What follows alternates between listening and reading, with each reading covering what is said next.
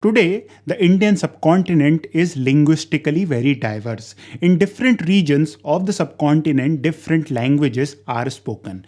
Now, for historians and linguists, the question of whether this diversity also existed in the ancient period is quite an important question. And when we talk about the ancient period particularly, we find that the sources to know whether this linguistic diversity existed or not is hard to come by. But thankfully, this is not the case with the Mauryan period because the Ashokan inscriptions provide us a window into how different languages were spoken in the Mauryan period. And another important thing about Ashokan inscription is that it is spread throughout the Indian subcontinent. So because of this fact, we find that we can get a sense of how different words or what kind of dialects that were spoken in different parts of the Mauryan Empire. Now when we talk about the languages that are used in Ashokan inscription, we find that there were three languages that are used. First was Greek, then we have Aramaic, and finally the Indian language that was used is Prakrit. Now the Prakrit that is available in these inscriptions is not the same throughout the different parts of the Indian subcontinent where these edicts are found. So basically scholars have divided the different Prakrits into three parts. So what we find is that these Ashokan inscriptions contain mainly three types of dialects of Prakrit. So these three dialects of Prakrits are called by scholars Eastern dialect, Western dialect and Northwestern dialect. Of these three dialects, we find that the Eastern dialect is the most common, and this makes sense because Eastern dialect is the dialect, according to scholars, which was mostly spoken in the core of the Mauryan Empire, which was the Magadh region. And that is why some scholars call this Eastern dialect the Ardh-Magadhi form of Prakrit. Another interesting point about this dialect is that this dialect is not only used in Eastern India.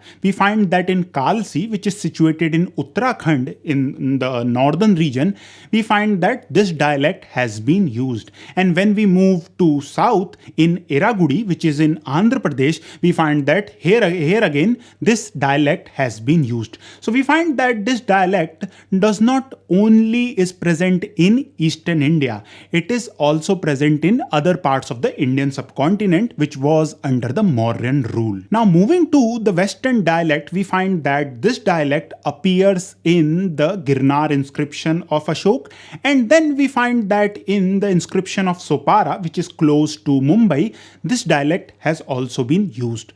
Now the interesting thing about this dialect is that this dialect is close to the literary Pali.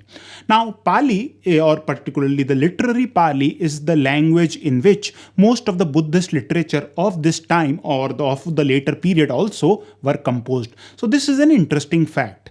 Now another interesting fact about this Western dialect is that we find that the Prakrit that is used in later inscriptions, particularly after the decline of the Mauryan Empire, we find that the later Prakrit is close to this Western dialect in which Mauryan inscription of Western India were composed. Now these two facts are quite interesting because we would assume that the Eastern dialect, since it was spoken in the core of the Mauryan Empire, would be more famous and would also be used for the literary Pali. But that is not the case. We find that it is the Western dialect which has been used or which is closer to the literary Pali and has also been used by the later inscriptions which are written in Prakrit. Now when we move to the third dialect, which is the Northwestern dialect, some scholars believe that this was the early form of Gandhari. So Gandhari is a form of Prakrit that was spoken in the northwestern part of the Indian subcontinent, and some scholars believe that this Northwestern dialect of Ashokan inscription was the early form of this Prakrit, which is called Gandhari. Now another fact about this Northwestern dialect is that the script which is used to write this is different. It is not Brahmi, it is Kharoshti. So what we see is that the Eastern and Western dialects were written in Brahmi script, whereas this Northwestern dialect is written in Kharoshthi script. So these are some of the difference between the three dialects that mainly appears in the Ashokan inscriptions. Now, to better understand the difference between these three dialects, let's just analyze some of the sounds that are present in these dialects. So when we talk about the sound R and L, we find that in the Eastern dialect, there is no R sound. So for example, if you want to say Raja, it would be called Laja, not Raja, because there is no R in Eastern dialect. Whereas in the Western dialect, we find that there is a R. And same is the case with the Northwestern dialect. So here also we find that R is present. Another difference between these three dialects is the presence of S, Sh and Sh. So what we see is that in the Eastern dialect, Sh and Sh would be pronounced as Sir. The same is also true of the Western dialect. But when we talk about the Northwestern dialect, we find that there is Sir, Sh and Sh. So all of these three different sounds are present in the Northwestern dialect. Now when it comes to the sound of N, N and Iy, we find that in Eastern dialect, there is no N and Iy.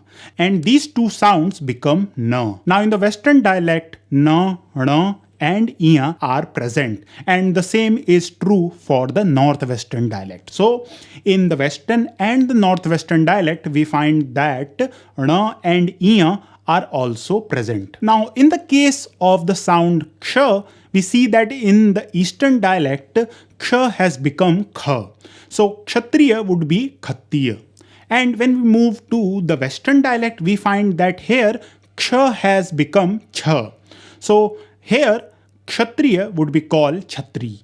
And when we move to the Northwestern dialect, we find that here Ksha is present and there is a special symbol in Kharoshthi to write Ksha. So these are some of the difference that we see in the three dialects of Ashokan inscription. Now it does not mean that there were only three dialects that were spoken in the Mauryan Empire, because what we find is that within this broader category of the, let's say, the Northwestern dialect, we find that there is also great diversity. So what we see is that in the Northwestern region, one edict would be different from other edict in terms of dialect. So this suggests that within the broader category of the Northwestern dialect, there were great diversity.